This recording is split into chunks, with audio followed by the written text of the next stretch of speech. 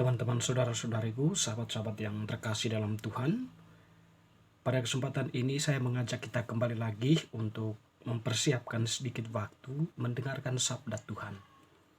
Sabda Tuhan yang kita dengarkan kita ambil dari Penginjil Yohanes bab 19 ayat 25 sampai 34. Dan dekat salib Yesus berdiri ibunya dan saudara ibunya Maria, istri Klopas, dan Maria Magdalena.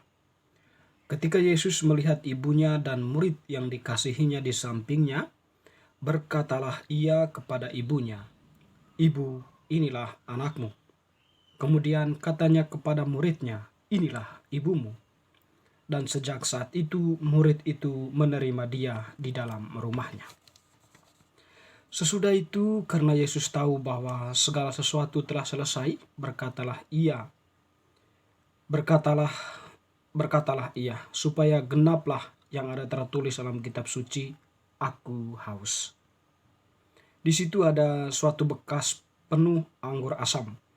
Maka mereka mencucukkan bunga karam yang telah dicelupkan dalam anggur asam pada sebatang hisop, lalu menunjukkannya ke mulut Yesus.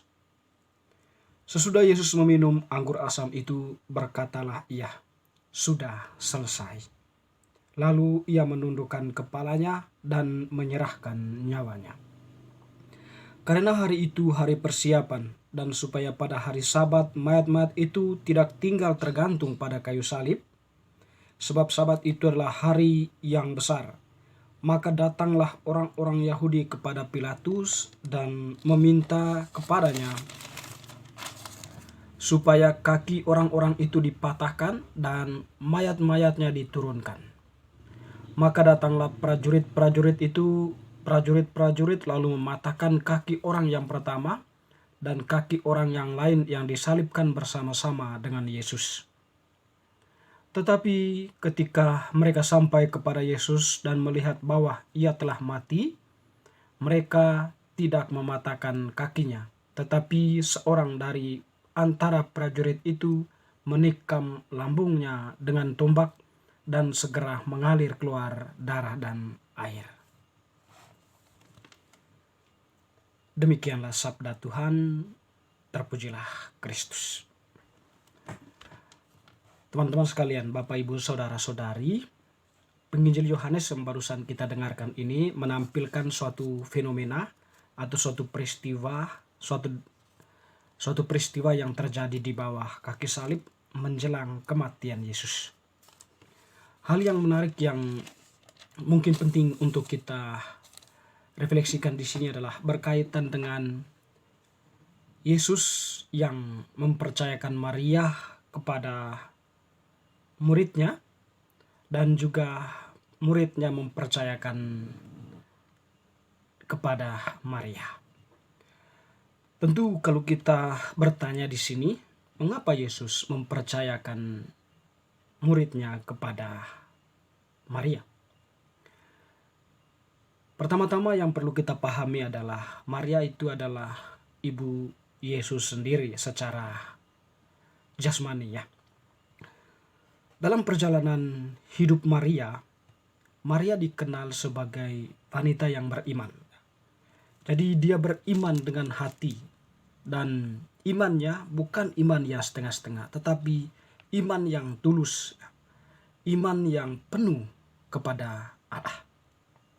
Dan dalam iman itu, dia berjalan bersama Allah, bersama Yesus dari peristiwa inkarnasi hingga sampai saatnya ini Maria berada di bawah kaki Yesus. Nah, dalam perjalanan bersama Yesus, dalam sejarah bersama Yesus, Maria tentunya mengalami begitu banyak hal yang dia tidak paham dan tidak mengerti akan keberadaan Yesus. Tetapi yang menjadi kekuatan Maria di tengah ketidakpahamannya itu adalah iman Maria.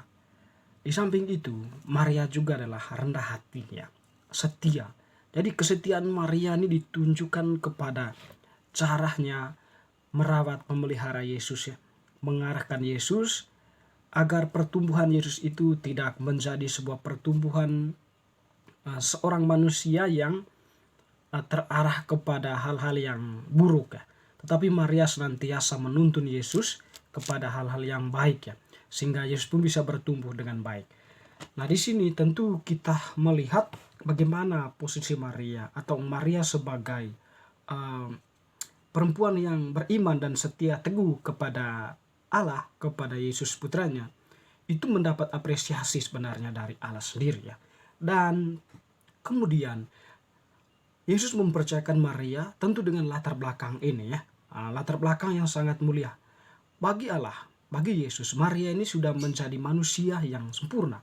Manusia yang sudah sempurna dalam iman, sempurna dalam kesetiaan, dan rendah hati, bertanggung jawab, dan sebagainya ya. Intinya bahwa pribadi Maria itu adalah pribadi yang sudah berkenan di hadapan Allah. Dan tentunya karena dia berkenan di hadapan Allah, maka bagi Allah, Maria ini adalah seorang perempuan yang layak untuk menjadi tokoh teladan. Nah, itulah tujuan Yesus mempercayakan Maria kepada para murid ini. Nah, murid ini adalah simbol dari gereja atau kita semua yang percaya kepada Yesus. Untuk sampai kepada Yesus itu, atau untuk sampai pada sebuah relasi persatuan yang dekat dengan Yesus sama seperti Maria, kita harus mengenakan kebijakan-kebijakan Maria ya, atau kebajikan-kebajikan yang dialami oleh Maria. Itu tadi imannya yang setia, kesetiaannya, keberanian, tanggung jawab, kerelaan, dan sebagainya, yang tentu semuanya itu dihayatinya dengan hati ya. Nah, jadi Yesus sebenarnya mau mengajak gereja, mau mengajak kita semua, mengajak para murid itu untuk meneladani Maria yang tokoh yang sudah berkenan di hadapan Allah, atau seorang perempuan, seorang ibu yang sudah berkenan di hadapan Allah, di hadapan Yesus. Sehingga disitulah kita bisa sampai pada sebuah pemahaman Yesus mempercayakan Maria kepada gereja, atau gereja ini, para murid ini dipercayakan Yesus untuk belajar pada Maria agar kita pun bisa mencapai kepada sebuah relasi yang dekat dengan Yesus, dengan Allah sendiri. Nah, teman-teman, saudara-saudariku yang terkasih, memang di sini bahwa dalam penginjil Yohanes ini ya, Maria itu hanya ditampilkan 2 kali ya. Ketika perkawinan di Kana, dan juga saat ini di bawah kaki salib. Artinya Injil Yohanes ini semacam merangkum ya kehadiran Maria di dalam Yesus, bersama Yesus ya. Jadi awal dan akhir dari kehadiran Yesus. Dengan demikian, di sini tentu kita bisa merefleksikan bahwa memang bagi Yohanes memang tidak ditampilkan begitu banyak sisi Maria, tokoh Maria dalam bacaan-bacaan sebelumnya ya. Tetapi ditampilkan pada akhir, dan awal dan akhir itu mau menunjukkan kepada kita bahwa Maria itu memang sungguh-sungguh ada untuk Yesus, atau Maria itu memang sungguh-sungguh perempuan yang setia. Maria menunjukkan imannya yang bertahan di tengah gelombang hempasan yang begitu kuat terhadap dirinya berhadapan dengan Yesus sendiri ya. Dan tentunya di sini juga mau mengatakan bahwa memang Maria itu di awal sudah ditunjukkan oleh Yohanes, inilah ibu yang cocok, seorang ibu yang beriman, yang bertanggung jawab, yang setia.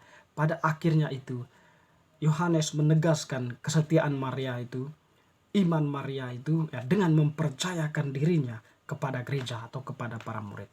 Oleh karena itu teman-teman, Bapak Ibu saudara-saudariku yang terkasih, seorang santo bernama Santo Montfort yang mempunyai sebuah devosi yang begitu kuat kepada Maria, dia mengatakan bahwa kalau Allah sendiri datang ke dalam dunia ini melalui Maria, meraja di dalam dunia ini, lalu kemudian berkuasa dalam dunia ini, mengajar dan sebagainya itu melalui Bunda Maria, apa salahnya manusia mendekatkan diri kepada Allah melalui Maria, atau melalui tokoh yang sama, melalui pribadi yang sama. Tentu di sini berbeda ya antara pendekatan Allah kepada dunia melalui Maria, dan pendekatan kita kepada Allah melalui Maria. Pendekatan kita itu tadi yang dimaksudkan oleh Santo Montfort. Kita belajar pada keteladanan Maria itu. Belajar pada imannya, belajar pada kesetiaan, tanggung jawabnya, kerelaan, dan sebagainya. Itulah yang kita pelajari, yang pada nantinya itu kita akan bisa dekat dengan Allah. Atau Santo Montfort mengatakan Maria itu jalan yang pintas, singkat, sempurna dan jelas bisa sampai kepada Allah. Oleh karena teman-teman yang terkasih, marilah, Maria itu adalah ibu yang dipersiapkan oleh Yesus sendiri, disepakati oleh Allah sendiri untuk gereja, untuk kita semua, agar gereja bisa belajar padanya. Belajar dalam hal iman, belajar dalam hal tanggung jawab, belajar dalam hal kesetiaan dan sebagainya. Semoga bacaan hari ini semakin meneguhkan iman kita. Amin.